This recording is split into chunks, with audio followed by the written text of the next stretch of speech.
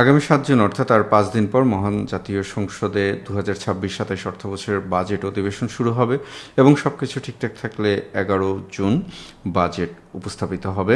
প্রায় ৯,৩৮,০০০ কোটি টাকার বেশি টাকার বাজেট এবং বাংলাদেশের ইতিহাসের সর্বকালের সবচেয়ে বড় বাজেট। কিন্তু কথা হলো, এই বাজেটে নবম পে স্কেল বাস্তবায়নের জন্য কত টাকা বরাদ্দ থাকতে পারে, বা নবম পে স্কেল বাস্তবায়নের জন্য নির্দিষ্ট করে কোনো ঘোষণা আসবে কিনা।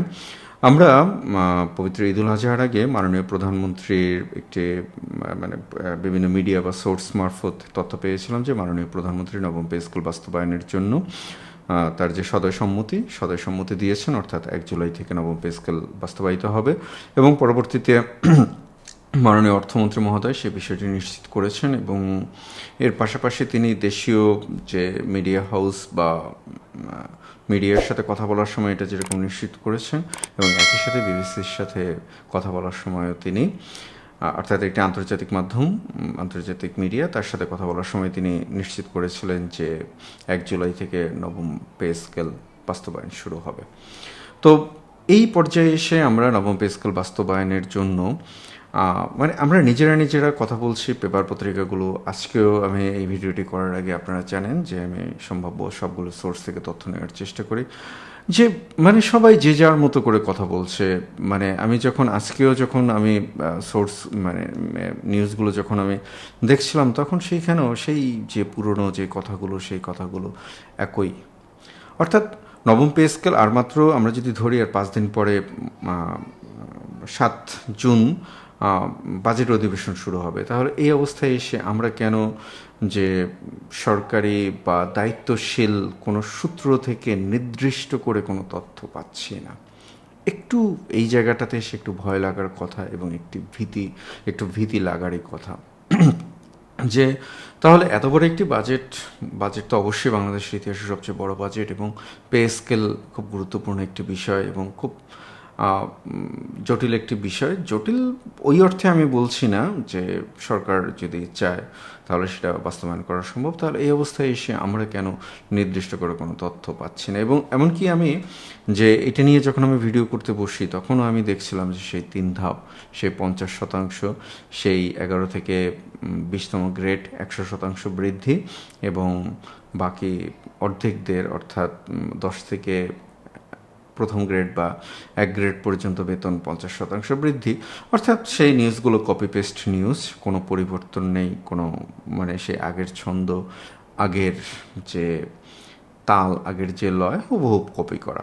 কিন্তু কেউ আসলে এটাকে বিশ্লেষণ করে দেখার চেষ্টা করছে না এবং কেউ প্রশ্ন করছে না যে ৩ ধাপে বাস্তবায়ন, এটা না হয় যেহেতু সরকারের পক্ষে এটা করা অসম্ভব বলে কোনো কথা নেই।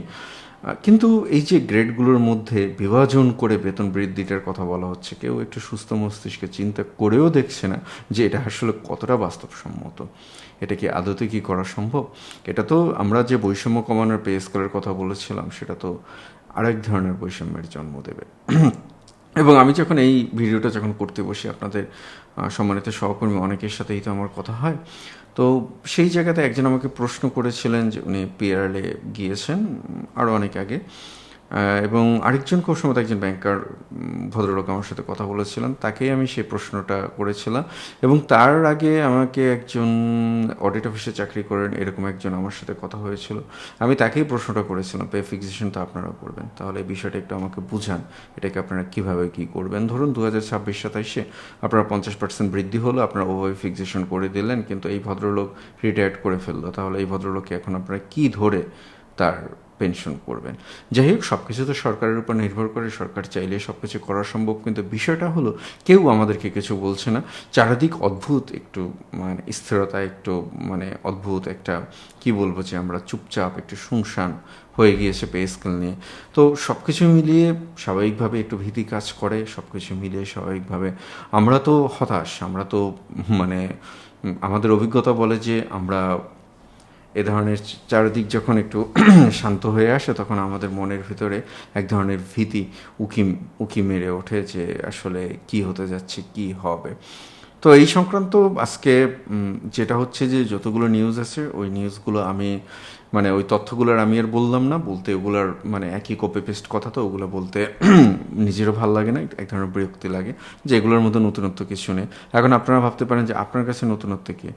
ভাই আমি তো খবর মানে তৈরি করতে পারি না, খবর কি আমি বানাতে পারি?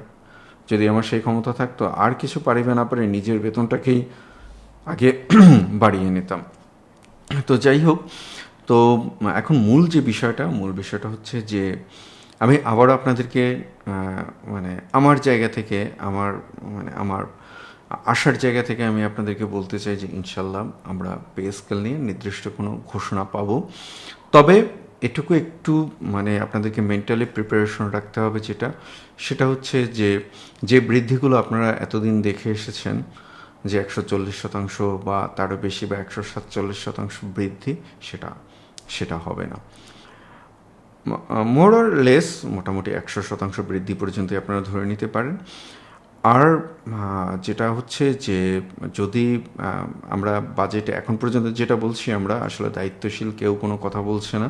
তবে যদি 40,000 কোটি টাকার বেশি বরাদ্দ রাখা হয়, আনুমানিক হিসেবে যদি আমরা তো যেটা প্রায় 86 থেকে 90,000 কোটি টাকার মতো দরকার, যদি সরকার 100% বা এরকমটা ধরে যদি পে স্কেল বাস্তবায়ন করে, তো সেক্ষেত্রে যদি 40,000 প্লাস কোটি টাকা থাকে, তাহলে সেটা প্রথম ধাপে অর্থাৎ 2026-27 অর্থ বছরেই এক ধাপে পে স্কেল বাস্তবায়ন করা সম্ভব। এখন সবগুলো কথা মিলিয়ে যে কথাটা হচ্ছে যে আসলে পে স্কেল নিয়ে এক ধরনের ভয় থেকেই যাচ্ছে, দায়িত্বশীল কেউই কিছু বলছে না।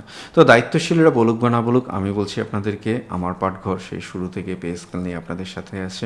দুঃখজনক হলেও সত্যি, কোথাও কোথাও কখনো কখনো আমরা যে সমস্ত পূর্বানুমানগুলো করেছিলাম সে অনুমানগুলো মিলে গিয়েছে, কিন্তু আমি চাইনি সে অনুমানগুলো মিলুক, কিন্তু ওই ধরনের খবরই আমার কাছে ছিল। তো যার কারণে এখন আমি আপনাদেরকে ইনশিওর করছি ভয় পাওয়ার কোনো কারণ নেই, ইনশাল্লাহ পে স্কেল হতে যাচ্ছে। তো আমার পাঠঘর আপনাদের সাথে আসে, এই পাঠঘরকে সাবস্ক্রাইব করতে ভুলবেন না, অবশ্যই সাবস্ক্রাইব করবেন। এবং আপনাদের এই মতামত ভীতির যে কথাটা বললাম, ইনশাল্লাহ আপনারা যে ভয় পাচ্ছেন না, যদি আপনারা কমেন্টে সেটা জানান, আমরাও একটু সাহস পাবো, আমরা যারা কাজ করি এই পে স্কেল নিয়ে।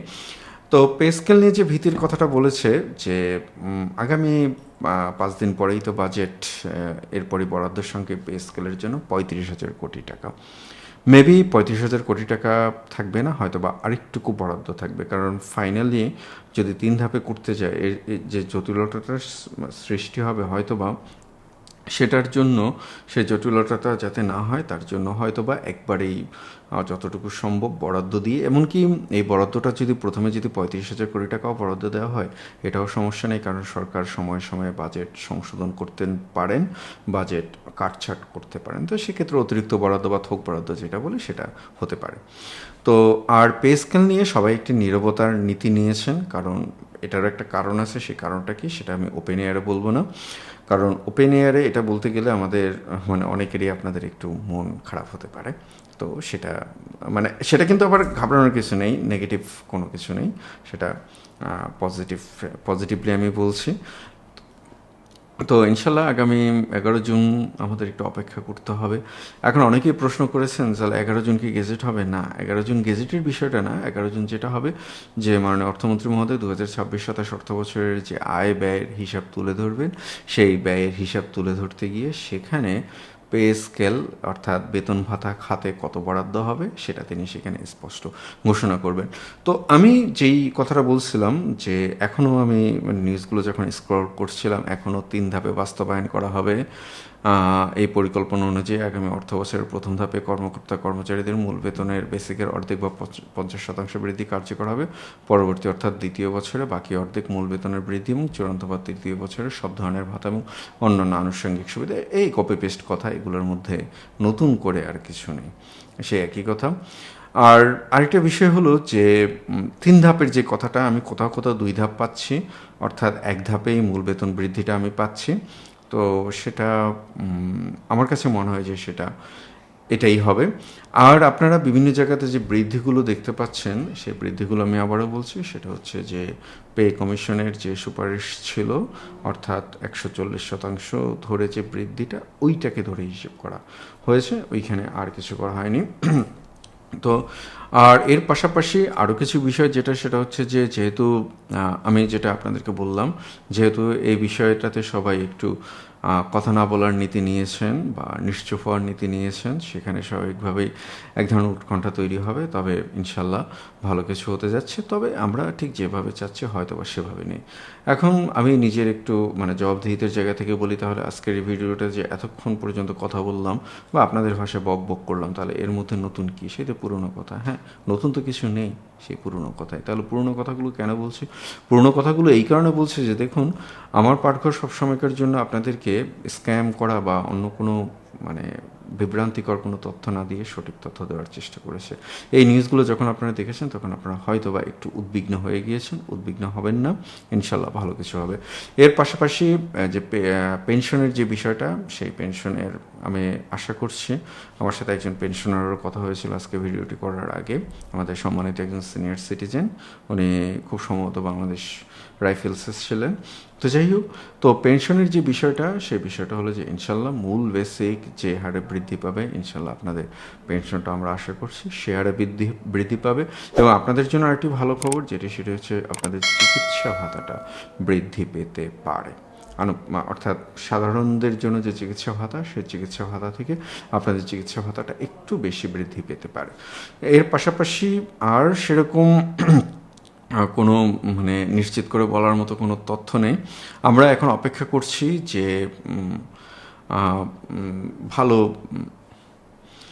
প্রথম দফা শতভাগ বেশি, আমরা যেটা আশা করছি যে ইনশাল্লাহ আমরা ভালো কোনো নিউজ পাবো। দু একদিনের মধ্যে সরকারের দায়িত্বশীল কোনো ব্যক্তি এই বিষয়ে নিশ্চিত করে কোনো আমাদেরকে তথ্য দেবেন। আর আরেকটা বিষয় হচ্ছে যেটা, সেটা হচ্ছে যে যদি বেতন 50% বৃদ্ধি করা হয়, সেক্ষেত্রে আপনাদের জন্য একটি ভালো খবর আছে। সেটি হচ্ছে যে সেক্ষেত্রে আমরা এখন যে বিশেষ প্রণোদনাটি পাই 10 থেকে 15%, সেটি হয়তো বা বহাল রাখা হতে পারে। এটা এক ধরনের ভালো খবর। তো দেখা যাক কী হয় সব কিছু মিলিয়ে। তো আপনাদের কি মতামত প্রিয় সহকর্মীরা? আমরা কি পে স্কেল শেষ পর্যন্ত পাবো? এবং আপনারা কি চান, 3 ধাপে না 2 ধাপে? অর্থাৎ একবারেই কি মূল বেতন বৃদ্ধি চান কিনা, অবশ্যই আমাদেরকে কমেন্টে জানাবেন। তো সবার জন্য শুভকামনা, ভালো থাকবেন। যাওয়ার আগে যারা এখন পর্যন্ত আমাদের চ্যানেলটিকে সাবস্ক্রাইব করেনি, আমাদের চ্যানেলটিকে সাবস্ক্রাইব করে ফেলুন। আবারও দেখা হবে আপনাদের সাথে। আসসালামু আলাইকুম।